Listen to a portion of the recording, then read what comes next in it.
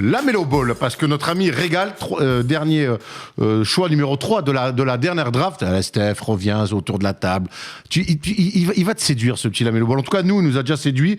Il est devenu, ce week-end, le plus jeune joueur de l'histoire de la NBA à réaliser un triple-double, 22 points, 12 rebonds, 11 assists dans la victoire face à Atlanta, 113-105, à 19 ans et 140 jours. Et il a dépassé un certain... Lucas Markel Fultz, bravo messieurs. 19 ans et 317 jours. Bravo les mecs. Steph, alors je vais te lancer toi. Je vais te lancer toi en premier. Alors on sait que t'es pas un grand fan, mais je pense que c'est plus le côté médiatique qui t'agace plus qu'autre chose. Il n'empêche qu'il y a une saison qui a commencé, il y a des matchs qui ont été joués, et force est de constater que tonton fait le taf plus que sérieusement. Écoute, pour préparer l'émission, je me suis refait 3-4 matchs, de gros résumés de la Melo Ball. Et ce garçon, il a une vraie qualité, je ne veux pas lui enlever, c'est un formidable passeur. Il fait des passes que d'autres ne voient pas, par-dessus l'épaule, des passes de relance, c'est un formidable passeur. Écoute, est-ce que je vais m'enflammer sur son triple-double ? Non. Parce que je rappelle que son frangin Lonzo Ball avait eu ce record, avait détenu ce record, il avait battu LeBron James. Je pense que c'est un meilleur joueur que Lonzo Ball, très clairement.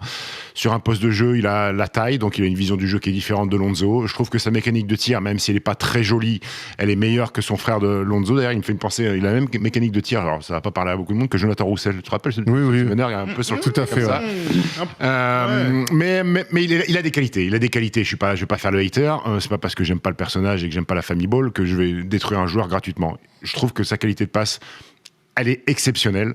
Maintenant, j'attends de voir dans la durée. Ça fait que 10 matchs. Évidemment. Pour l'instant, c'est très bien son début de saison, tout en sortie de banc, même si le début a été quand même mais il met très 0 moyen, points, très laborieux.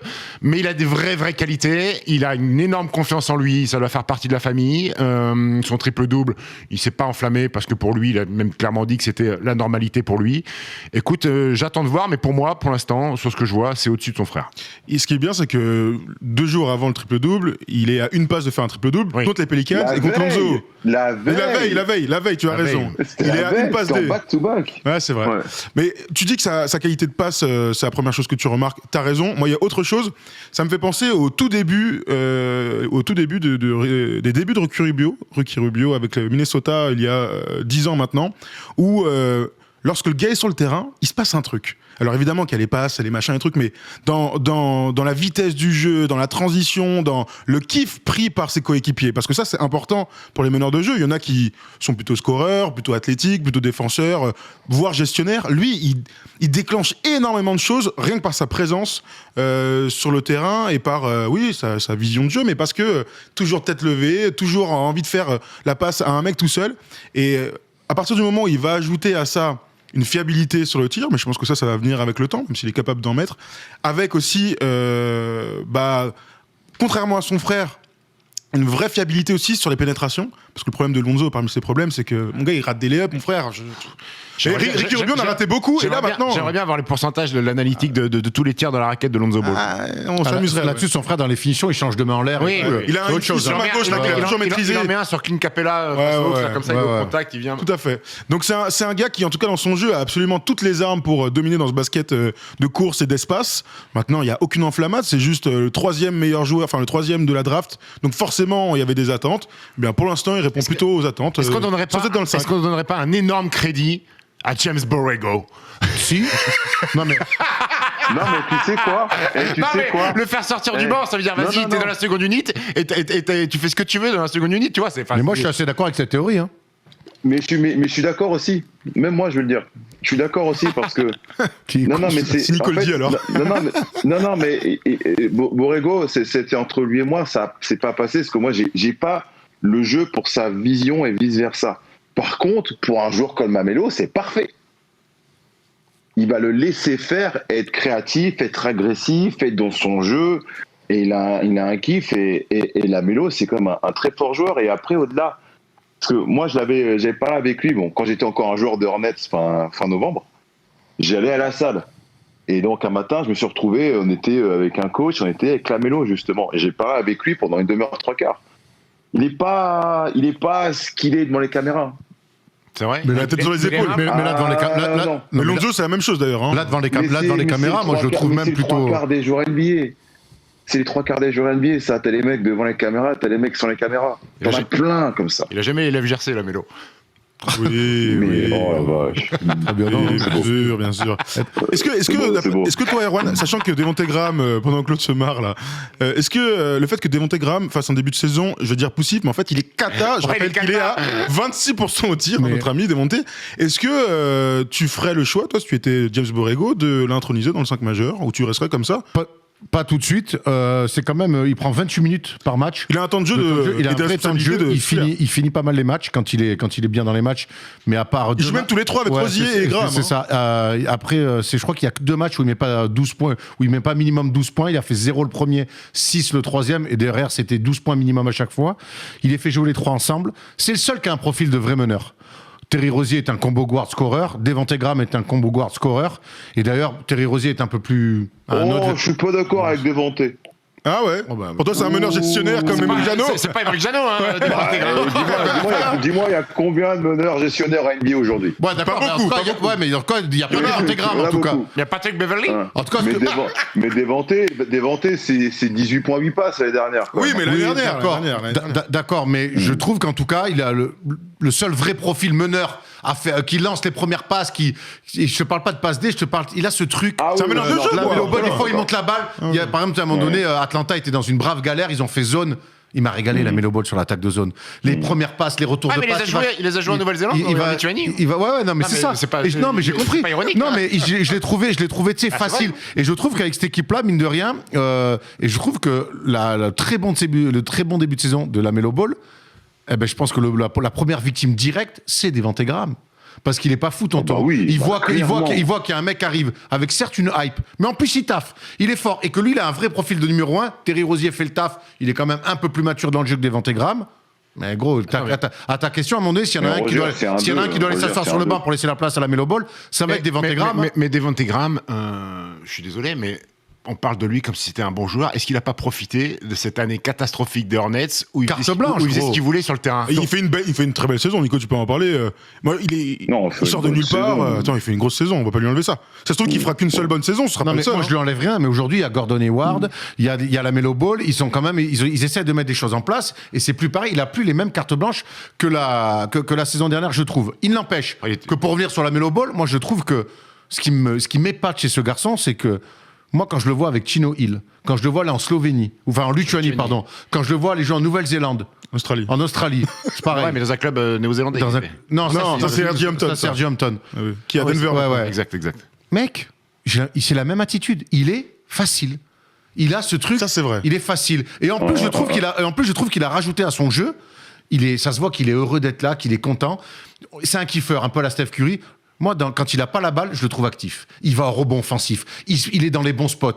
Notamment sur des tirs à 3 points il y en a qui se créent, mais dans le catch and shoot, il est dans les bons espaces. Je le trouve beaucoup plus actif sans la balle que ce qu'il était par le passé. Et je me dis, waouh, déjà qu'il a gardé cette même attitude de mec dominant, même s'il n'est pas toujours, mais dominant dans l'attitude en tout cas. Et en plus de ça, il a rajouté un truc où il est très actif dans le jeu sans ballon. Manque un peu de coffre, hein, quand Il va beaucoup, Il a 20 ans. il a même pas 20 ans. Il va beaucoup au rebond offensif notamment. Il est toujours dans les bons espaces pour ajouter une passe. Je me dis, et en fait, il y a encore une fois, ce que je me dis avec ce mec-là, c'est qu'il apprend très, très, très vite. Et beaucoup plus vite que son frère, Steph, puisque tu faisais une comparaison légitime avec son frère. Largement moins défenseur. Mais il est pas venu pour défendre. Pour l'instant, il est venu pour faire kiffer en attaque. Après, on verra pour la défense. Mais est-ce qu'il peut avoir une trajectoire sur ces 3 premières années? Alors, vous enflammez pas, c'est une question que je pose, c'est un peu légitime, mais comme Luka a pu le faire pendant ces 3 premières années. Come on, man. Ah là, tu Dans le style de trajectoire et parce que du coup, ils ont compris. Parce qu'au début, Luka, c'était les 40 premiers matchs, c'était putain, c'est pas mal. Viens, lui donne la gonfle.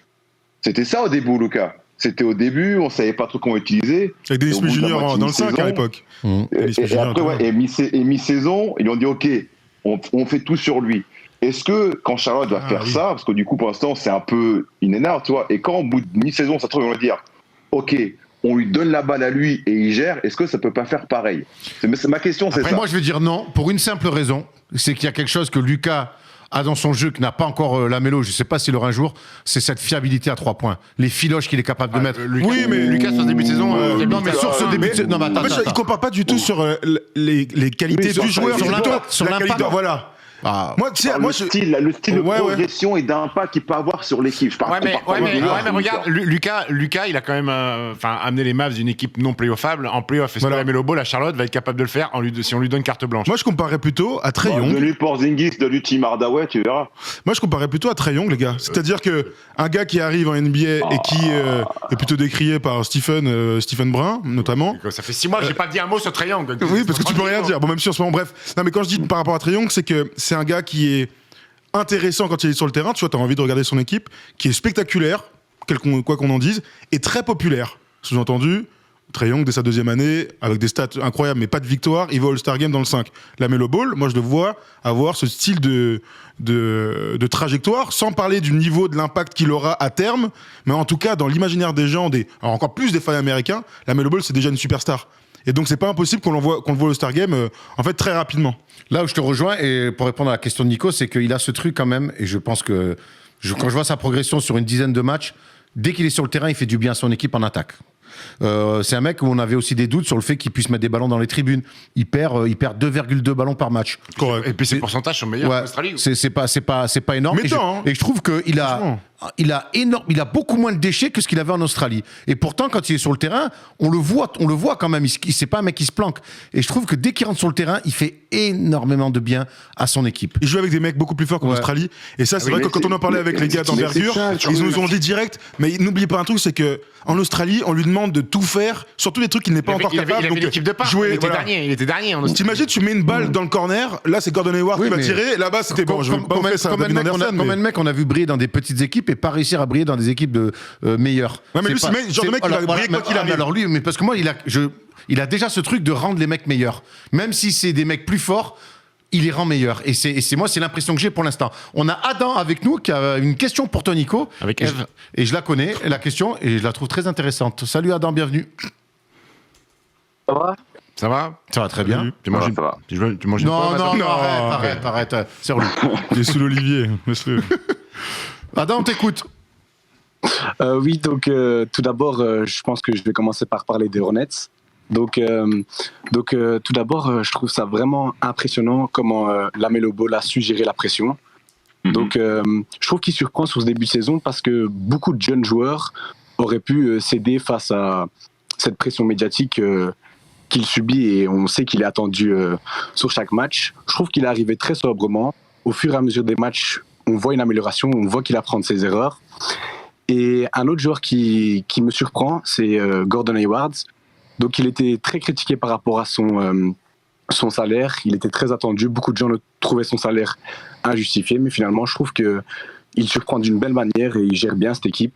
Il fait preuve de maturité. Et les Hornets sont vraiment plaisants à voir jouer sur ce début de saison. C'est vrai. Gordon Hayward, s'il y a bien une qualité qu'il a, c'est d'être mature. Hein. C'est pas du hurrah basket. C'est quand même une valeur sûre. Ils sont autorisés à shooter mid-range, donc c'est bien. Ouais. C'est vrai que lui. Non, mais c'est vrai. Ouais, c'est vrai en plus. T'as raison. J'ai l'impression que Nico, ce match contre les Hornets, tu l'attends avec impatience, non? Pas du tout. Oula. Bon, non, pas du tout. Tu vas pas nous mettre 0 bits quand même. En tout cas, ça se rapproche un peu de la question que vous voulez poser à Adam. Vas-y, Adam, pose ta question. Oui, donc Nico, j'avais une petite question pour toi. Donc, quand tu vois en fait ces Hornets qui pas surprennent, mais qui jouent vraiment d'une manière très agréable et qui jouent plutôt bien, et du coup Lamelo qui a rejoint l'équipe, est-ce que t'aurais bien aimé jouer dans cette équipe-là ou... Non, parce que ça n'aurait rien changé par rapport à mon utilisation. J'aurais pas pu faire ce que je fais maintenant. J'aurais pas eu le droit de jouer dans les espaces, j'aurais pas eu le droit de j'aurais pas eu le droit de ce que je suis le droit de faire maintenant. Donc ça n'aurait rien changé.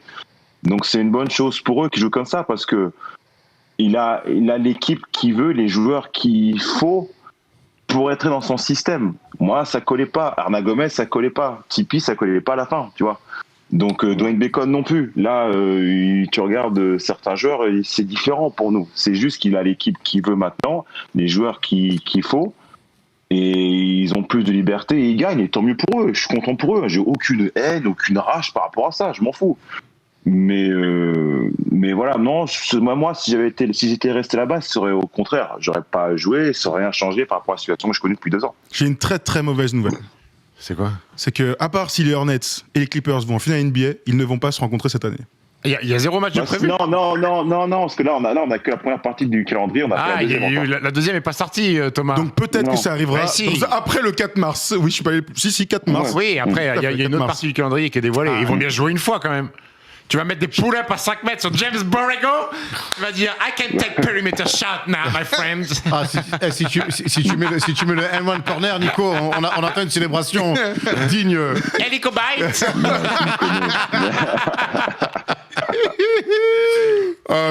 Il y a une autre question qu'on va se poser autour de la Melo Ball. Forcément, c'est des questions qu'on aime bien se poser aussi quand il y a une nouvelle classe de rookies. C'est un petit peu la course au trophée de rookie de l'année. Et quand on voit le début de saison d'Anthony Edwards, de James Wiseman, de Tyrese Haliburton, de Tyrese Maxey, Steph t'en parlait, c'est un petit peu, je pense, dites-moi si je me trompe, les 4 un petit peu. Moi j'aime beaucoup Patrick Williams des Bulls. Ouais, mais est-ce qu'il va faire des chiffres? Est-ce qu'il va faire des chiffres?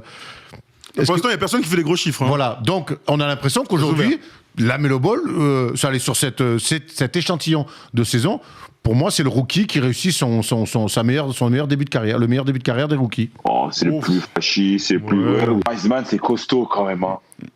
Fait kiffer, ouais. Moi, j'aime beaucoup Wiseman, mais j'ai l'impression qu'il a quand même encore beaucoup plus de trucs à apprendre. J'ai l'impression que Wiseman a une marge de progression fantastique. Le plus mature pour l'instant. Et le mec le plus en place, surtout à qui on donne la balle dans les gros matchs, pour moi, c'est Haliburton. Ouais, de malade.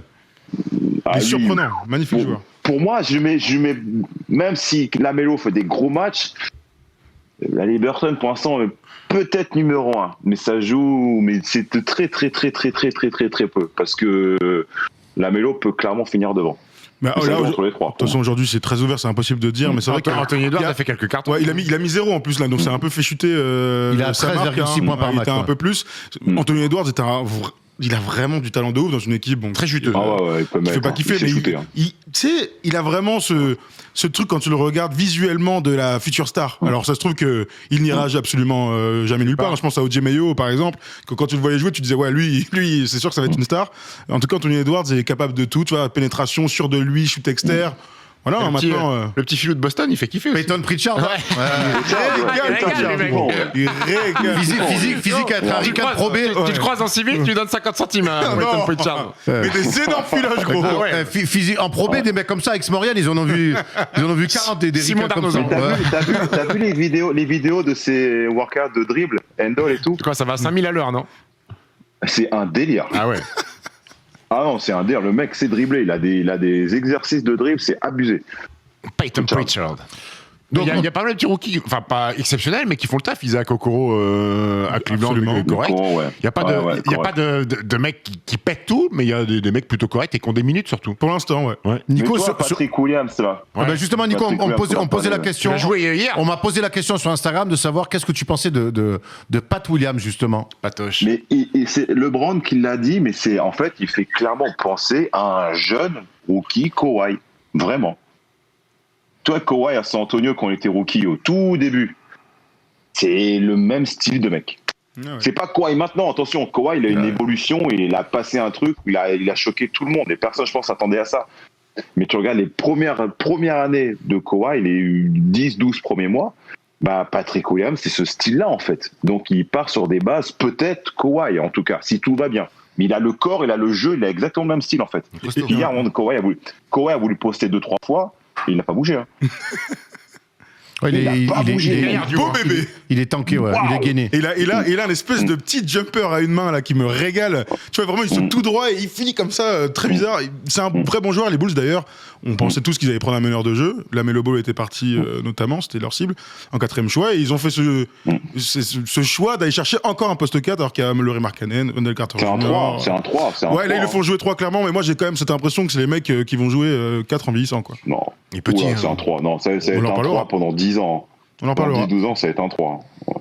Les mecs sont pas tous babac, gros. Ils ne prennent pas 35 kilos en. Je pensais pas à Babac, je pensais à plein d'autres. C'est clair. Bon, en tout cas, la course rookie Puis va. Théo, même si on en parle plus tard, quand même, Théo, il est pas mal au niveau de meneur. Hein. Ouais, Mais oui, il joue. Gros. c'est ça. Dans une équipe surprenante. Ouais, il joue, Je hein. pensais que ça allait être les cancrelats de la NBA. Ils gagnent des matchs, ok, ici. Personne ne parle au Bitopin. Et ça, Topin, il a pas joué Topin, il est il a pas joué blessé. depuis Il a 15 joué jours. un match. Un match. Il a- Bravo joué les qu'un Knicks seul encore, hein, match. c'est horrible. Mis à part sur une salade, Topin pour le moment. Je l'ai pas. C'est le Topin, c'est pas la sauce que tu mets sur les salades en anglais. Topin. Alors, moi, Ah, vous êtes pas bilingue, vous je sais sais pas. pas. Je sais pas, Non, Nico moi, peut-être, pas qui bilingue, lui l'est pour le coup. Non, je suis pas bilingue. Moi. Non, moi, je suis pas bilingue. Moi. Si t'es pas bilingue, je sais pas ce qu'on est nous alors. Si, quand tu vas au States, là, you want some Ah, tu veux topping. quel topping, tu veux quelle sauce, tu veux. Voilà. Ah, c'est vrai. Sérieux, les mecs? Si, il a raison, mais c'est pas de la. Oui, d'accord. Oui, bien sûr. Bien sûr, t'as raison, ouais. Faut pas faire C'est de une vannes. vinaigrette, hein, oui. Faut se contenter de la Attends, France. attends. Qu'est-ce que tu viens de dire? Avec vous, on peut pas faire de vannes. En anglais. Tu sais à qui tu En parles? anglais. Ouais, excuse-moi, ouais, c'est bon, allez, Apple Pie, calme-toi. Mon vieil, gros. Bon, en tout cas, on suivra la course des rookies, mais moi je trouve que la Melo Ball tient une corde, en plus avec la petite hype, et en plus quand tu fais des triples-doubles comme ça, c'est à la fin, quand faut voter, c'est toujours un petit peu aussi ce qui marque les esprits, et je le trouve très sobre en fait, parce qu'on a beau dire son daron, qu'on n'entend plus trop parler d'ailleurs du tout, je le trouve finalement Il très sobre. compte les dollars. Ah, mais il a bien raison, mais en tout cas, L'avare. je le trouve très très sobre. L'avare. Juste pour finir en stats avec la Melo Ball, c'est le 3e meilleur scoreur de l'équipe, 12,8, rien que ça. C'est le 2e meilleur passeur avec 6,5 et c'est le 2e meilleur rebondeur avec 7,1 rebonds. Ça, c'est ouf. Bah, après, c'est une équipe qui joue sans trop de pivots. Il y a Bismack, mais d'ailleurs, Bismack, il a pris sous son aile. Bah, Cody. Et Cody Zeller est blessé. Cody est blessé, ouais. Ouais, bon, c'est un pléonasme, ça. Hein. Cody, putain, le pauvre. Non, moi, je respecte ce mec-là parce que lui, il va au charbon. Ah oui, oui. D'ailleurs, c'est pour Lui, ça c'est qu'il pas blessé, machin, il est blessé parce que le mec, il va au charbon. Il s'écasse tout le corps, mais il revient et il retournera au charbon encore dans un mois, tu vas voir. Après, J'adore ce gars, juste pour ça. Ah oui, non, mais ça, c'est sûr qu'il vaut mieux l'avoir dans son équipe. que sur le banc des blessés. Tout à fait. Blessés. Incroyable.